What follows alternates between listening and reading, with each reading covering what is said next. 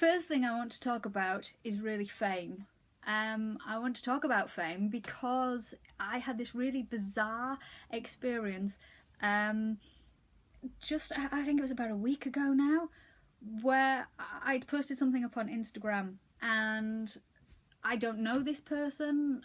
This person doesn't follow me, but they tagged me into a picture. And I'm thinking I may have this up on the screen right now if I worked out how to edit it in. If not, sorry. And it basically said, if you want fame, do you want to be famous? And this person had tagged me in it. And it was quite interesting. And I sat there and I thought about it for a couple of days. Do I want to be famous? And people would say, well, of course you do, because you've put yourself into a career where you can become famous. And I've never really thought of it like that, I have to say. I've been writing since I was 8. At 8, you don't particularly want to be famous. You want to be an astronaut or fireman or something. You don't particularly want to be famous. Or you didn't when I was 8, anyway. You might these days with X Factor and all that malarkey. So no, I've never written to be famous. I've always written for myself and for my own personal amusement. And when I sort of sat down and thought, well, do we write to be famous? And the answer is no. Because can you name for me in 5 minutes 10 writers alive in the world today? Famous writers? And the answer is no. Or most people would find it very difficult to. Because this is the sort of profession where you don't find fame, you don't find a lot of money either. So if you're one of those people who thinks that becoming a writer is going to be glamorous, going to make you famous, is going to make you rich, I'm very sorry to tell you, but it's not going to. You could be the best writer on the face of the planet, and if you don't get that lucky break, just one lucky break that millions of us don't, then you're not going to become famous. Sorry, it's just the way it is. Lots of writers struggle having a day job and writing. Even if they're published, you'll find that a lot of writers actually have to do a day job as well. I'm quite lucky that I don't need to worry about that, but lots of people do. So if you're wanting fame, this is not the profession for you. I'm sorry, it's just not. You have to think that, Bram Stoker died pretty much penniless, and now his work of art, as it were, if you believe that, people know Dracula. It spawned centuries of other books and films, but he died pretty poor and was regarded, and his book was regarded as pretty crap back in the day. So yeah, not many of us become J.K. Rowling. And the thing that you have to remember about her, I think it was something like 7 years, I may be wrong, but I believe it was something like 7 years after she'd actually finished writing the book that she tried to have a publisher pick up the book. It's not an easy profession, and it certainly won't get you rich quick. It certainly won't get you fame quick. You have to work long, and you have to work hard, and you might not get that break. You may be wondering, well, why would I want to do it in the first place? Trust me, I didn't want to, okay? I've always written, as I said, I've always enjoyed writing more as a kind of escape for myself. I didn't want to publish. I never wanted to publish.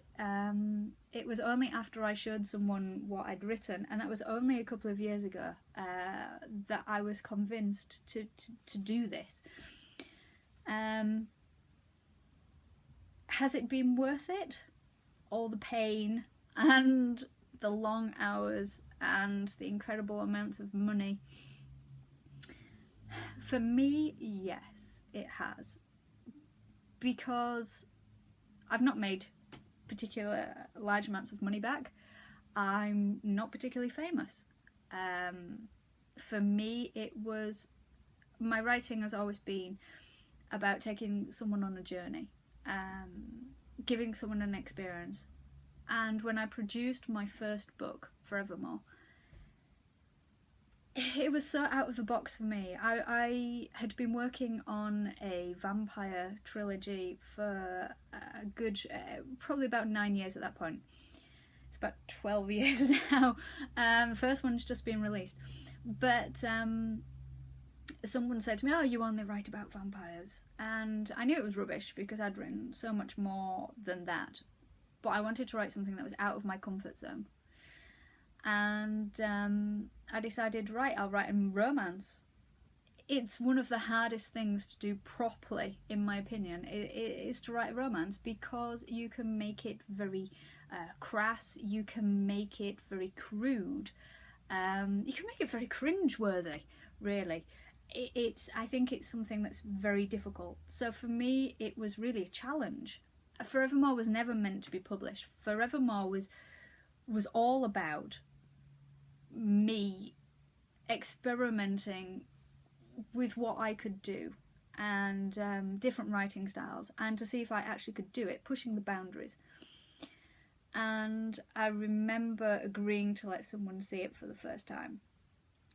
Rick, my long-suffering proofreader. And I was like, right, have a look at it. And I remember typing away, and he was sat across from me. And I looked up, and it was a hot summer's day.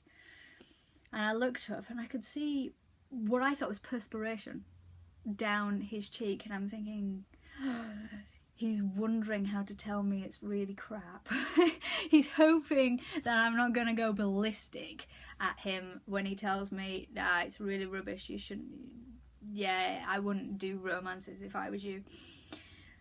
And I sort of tried to concentrate on what I was working on and just continue doing it. And when he finished, I tentatively asked, and I realised that it wasn't perspiration. What I'd actually managed to do was bring a grown man to tears, and it was amazing to really see that I had the power to do that. And so why I write is not to bring people to tears, but to give people an experience, a journey. And for me to be able to invoke that much emotion in someone, I knew I was doing something right. And you know, that's what motivates me. It's always been a passion of mine to write. It's always been a passion of mine to escape and write something that I want to read. And if other people want to read it, then that's great. In terms of fame, that's not for me. I like to be able to go down to the pub and drink and socialise and enjoy myself. I don't want to be mobbed on the street. However, you know, there are advantages to fame, which include money and success. Success is a very subjective thing. What's successful to someone is not to others. I remember a musician that I like, and he was talking about success, and his idea of success was someone who would set up his musical instrument before the gig and take it down again so he didn't have to. And I thought, what an absolutely fantastic fantastic mindset to have, because who wants more than that? You know, my idea of success was being able to sell a book to someone I don't know, that I've not had to go, please buy my book. And I managed to get that, and that was fantastic. No book groupies, no money, no fame, but you can still get recognition for what you do. Maybe not through prizes and things like that, but through people actually having a connection to your book, actually going on a journey and enjoying themselves. And that really is the whole point. So there you go. My first piece of advice to you is, if you're looking for fame, you're in the wrong place. But if you're looking for a reward that goes beyond money and fame, then maybe, just maybe, you've found the right place for you. Being a writer is not all doom and gloom. Yes, there's no book groupies, unfortunately. I wish it was book groupies. I like book groupies. I could have some book groupies.